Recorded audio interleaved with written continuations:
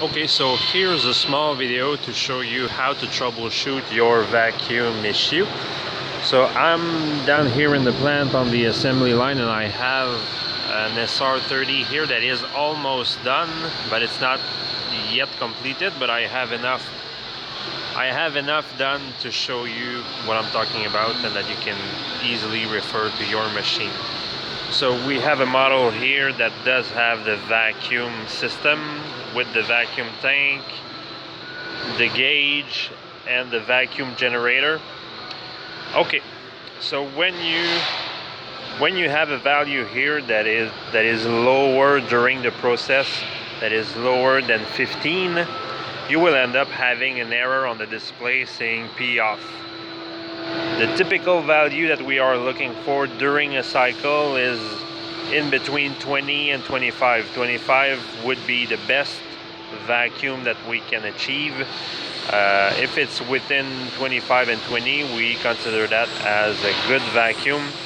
If we go lower than 15, well, it means that it will affect the amount of solvent recycled during the cycle. So we trigger an alarm with a vacuum switch in there. Okay. So in that case, when you have a P-off alarm, it's two things. It could be two things. It could be the orange gasket here that is leaking vacuum. So if it leaks vacuum, you will not be able to crank your value up all the way to 25.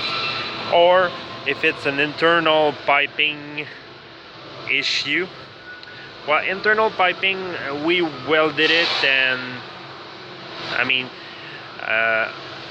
piping issue are most likely from that here, because that will be on the outside of the machine. So this compression fitting here that I would check, this compression fitting here. So this is the one that you guys installed because you received the machine in two parts and you had to hook this one up and this one up. So these could be leaking. I've seen leaks here and all the way down there. So this is in the case that it's the piping. So we have to figure out if it's the gasket or the piping. In order to do that,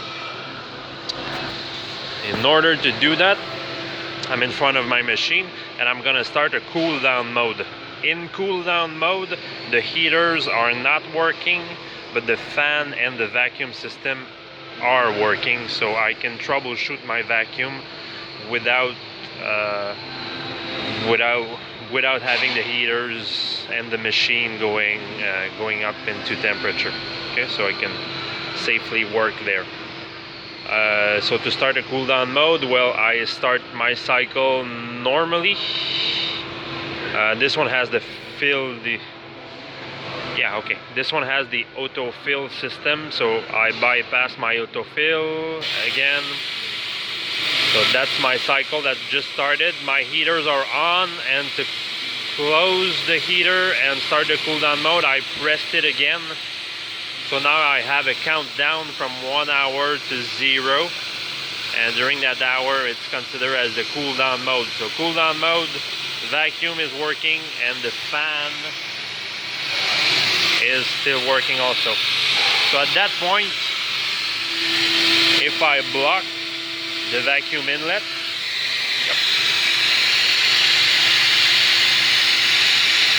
if I block it, at that point I have suction because I'm creating vacuum.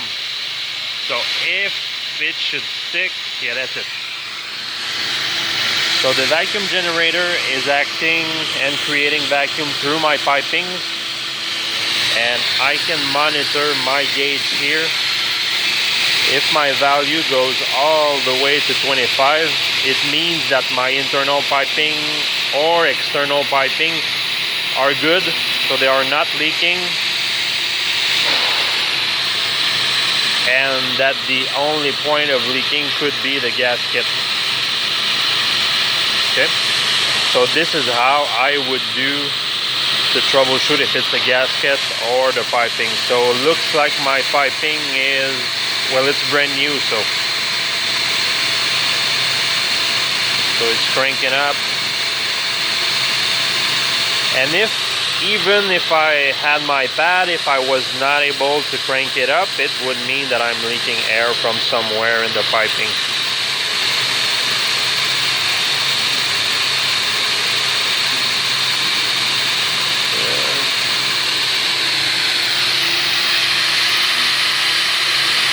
So slowly going up.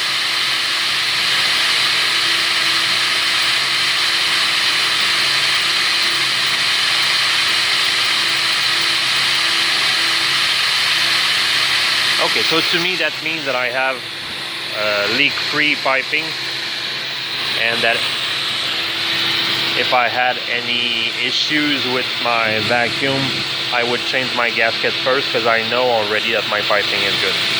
Okay.